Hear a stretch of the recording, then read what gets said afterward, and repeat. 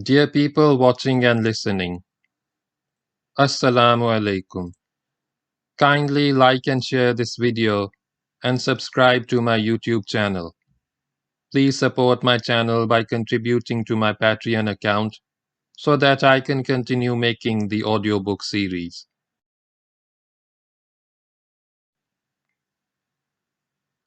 This book tells in detail about the Muslim conquest of Spain under the Umayyad Caliphate from 711 AD to 718 AD.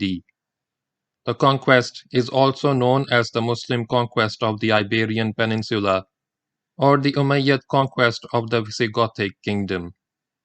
This conquest destroyed the Visigothic kingdom and established the Umayyad wilaya of Al-Andalus. It also resulted in the expansion of the Umayyad Caliphate and the Muslim rule into Europe. Start of Chapter 13. The rest of southern Spain. It was sometime in December 712, Rabiul Awwal 94 Hijri, soon after the bloody ambush at Merida, that occurred the insurgency at Seville. Musa bin Nusayr had left the administration of that city in the hands of the local Jews, with about 100 Muslim soldiers to assist them. All went well for some time, and it appeared that nothing would happen to disturb the peace of the city. Then a large number of Christians from Beja and Niebla came to Seville. They either concealed their weapons very cleverly, or the Muslims failed to check them, failed to notice that they were not like the other unarmed civilians who came and went. The Muslims believed unquestioningly in the good faith of their newly conquered subjects. It did not occur to them that these new arrivals were warriors bent on mischief. These men joined the local hotheads and took to inciting the populace against the Muslims. The prominent citizens of Seville knew nothing about the mischief which was brewing in their city, nor were they consulted. Had they been consulted, they would have dissuaded the mischief makers from their rash venture. The plotting of the miscreants led to a sharp uprising. They rushed the Muslim guards left in the city by Musa, and these guards were caught in a state of total unpreparedness. 80 of them were killed before the remainder were able to effect their escape. Seville was once again in Christian hands. The Christians were jubilant at their success, little knowing that by this action they had earned themselves a painful doom. The Muslim survivors arrived at Merida and told Musa about the sad fate of their comrades at Seville. The commander-in-chief heard the sorry tale in cold anger.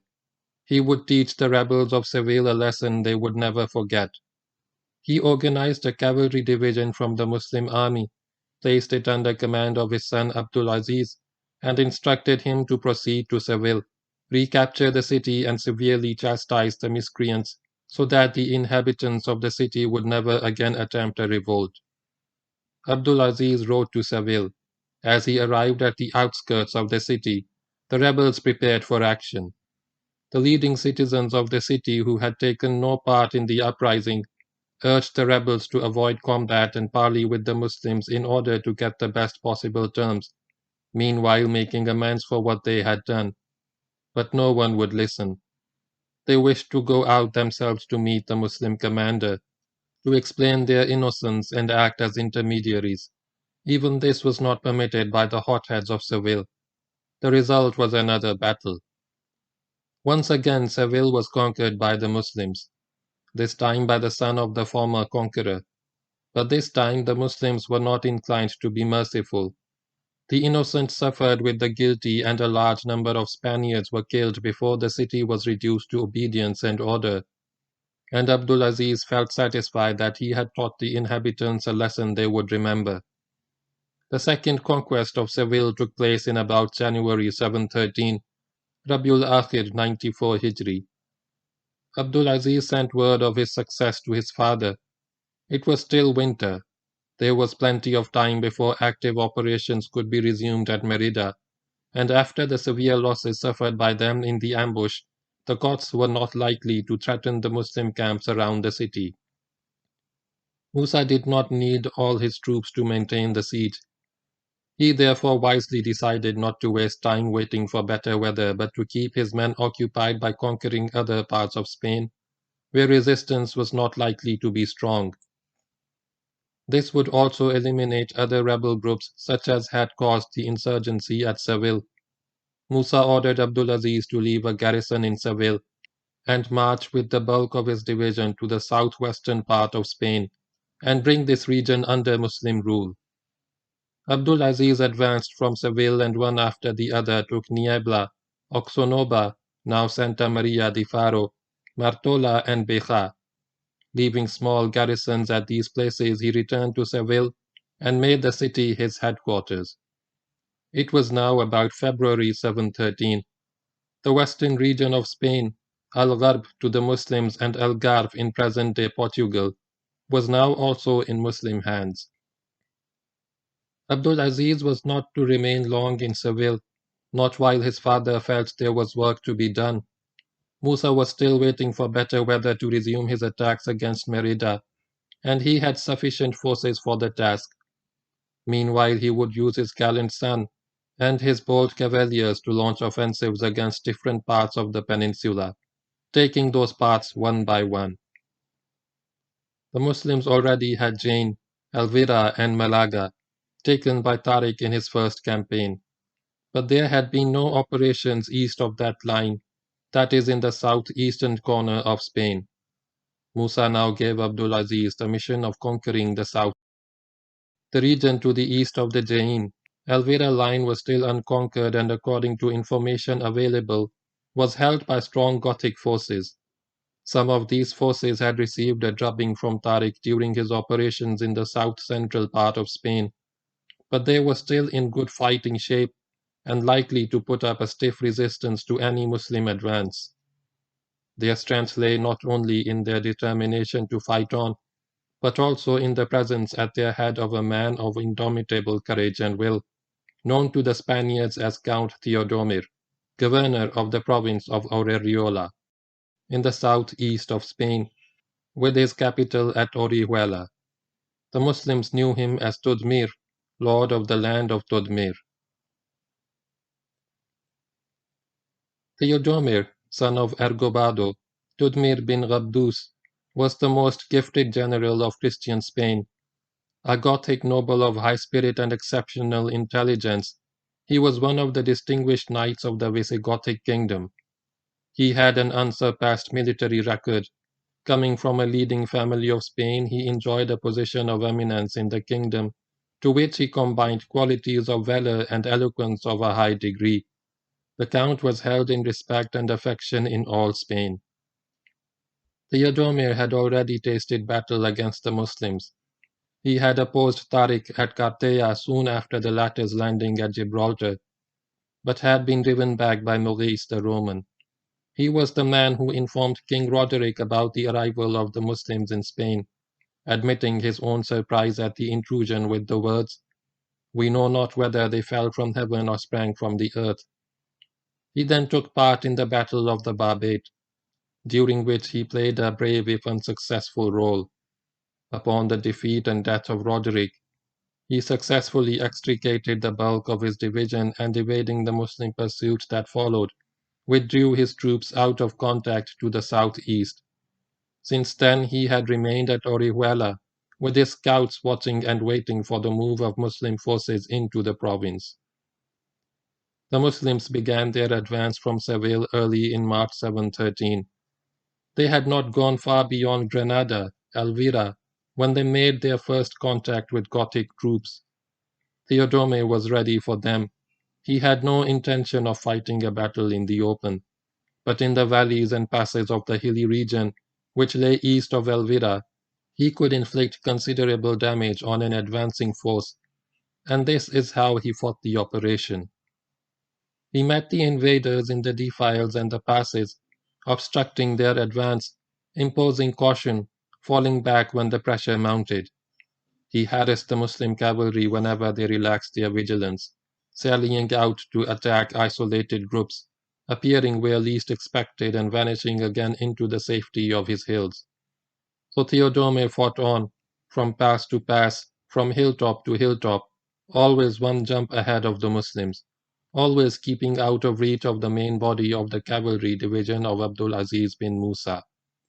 Had more details of these operations been available, including topographical details of places where the rearguard actions were fought, they would have made an excellent study of a fine fighting withdrawal, conducted with skill and determination by the wily Theodomir.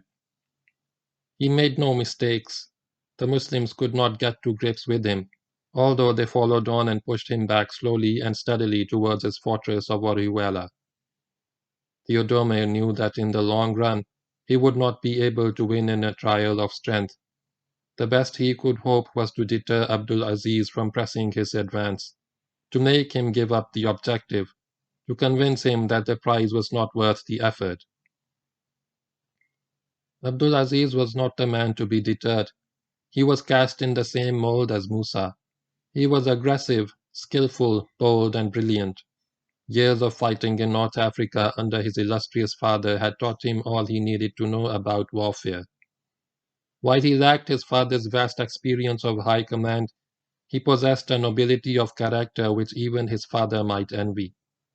He was not about to give up his pursuit of Theodomir, in spite of the latter's irritating elusiveness, knowing that victory would be his if only he could bring the cunning Goth to battle. And so the operation went on, from position to position, from obstacle to obstacle.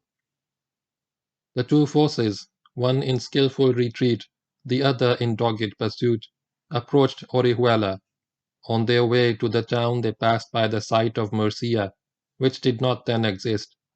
They got to the river Segura, a fair-sized river but an ineffective obstacle, and continued to move along its bank. Somewhere in the narrow plain on the right bank of the Segura, more or less southwest of Orihuela, Theodomir turned at bay. He would fight the Muslims in a set-piece battle, something Abdul Aziz had prayed for ever since he marched from Seville.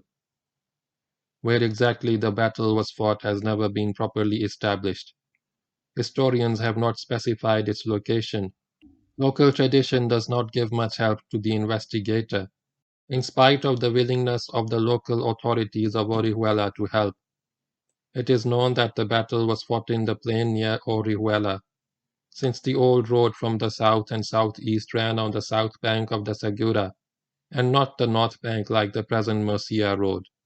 It is likely that the battle was fought a few miles southwest of Orihuela, between the river and the foothills to the east of it. This gives a manageable front of 2 to 3 miles with secure flanks, which an able general like Theodomer might well choose for his last stand in the open. Why Theodomer accepted battle at all in the open can only be guessed. Perhaps he thought that he had caused enough injury to the squadrons of Abdul Aziz and could now take them on in a set-piece battle. Perhaps he was encouraged by his excellent choice of battlefield, which gave him every advantage. Perhaps he needed more time to strengthen the castle of Orihuela and provision it for a siege. Perhaps it was just an error of judgment, and it was a grave error indeed. The battle was fought at the end of March, and it proved one of the hardest actions in the military career of both generals. After a bloody and pitiless struggle lasting many hours, the Goths were routed and the bulk of the Christian army annihilated by the Muslims. Theodomir was able to save himself. He got away from the scene of slaughter but only with a handful of soldiers. The rest lay on the battlefield as mute evidence of their own courage and the superiority of the Muslim fighting man. Theodomir crossed the river with his stragglers and arrived at the fortified town of Orihuela. He had very few soldiers fit for combat and was also short of weapons and provisions. But the Muslims did not know that, and Theodomir knew that the Muslims did not know. Orihuela was another of the ancient towns of Spain, and a very strong one, easy to defend and difficult to conquer. Its south and southwest face was covered by the river Segura. Its northern edge rested at the foot of a round hill, 700 feet high, which was included in the town's defenses. This hill actually formed the peak of a spur of the Sierra de Orihuela, a ridge rising 2,000 feet above the plain and stretching to north and northwest of the town. All around the town was a protective wall with towers to strengthen the defense, and within the town there was a citadel known, then and now, as Palacio di Theodomiro. As the Muslims arrived near the city and looked at its walls, they were struck not only by the strong fortifications, but also by the large number of Gothic soldiers who lined the battlements, armed with long spears. It was a depressing sight. Having shattered what they believed was the bulk of the Gothic army in the province, they had rightly expected the fall of its capital to be an easy matter. But their hopes were dashed by what they saw. It would obviously be a costly affair to take the castle by assault. There were too many enemy soldiers still to fight, and after the casualties taken by the Muslims in the recent hard-fought battle, they were somewhat less than eager to go straight into another bloody action against an enemy strengthened by fortifications. After crossing the river, the Muslims deployed along the western arc of the town prior to taking up suitable positions for a prolonged siege. Whenever they looked at the town, they saw its battlements crowded with armed warriors. Under the circumstances, the only way to reduce Aureola would be by starvation. The only way to reduce Aureola would be by starving the defenders into submission, and for this the Muslims began to make plans and preparations. Then suddenly a cavalier rode out of the town towards the main Muslim camp. He said that he was an emissary of Count Theodomir, and asked for a safe conduct. This being granted, he entered the presence of Abdulaziz. The emissary spoke in the name of Theodomir. He asked for peace and declared that Theodomer was prepared to surrender the town, but only on honorable terms. The safety of all its citizens must be guaranteed. No harm should be done to anyone, no property destroyed or plundered. If these terms were not granted, the struggle would go on. The Muslims had a healthy respect for Theodomir. He was a man they had fought but not subdued, heard about but not seen. They admired him as a good soldier admires a worthy opponent.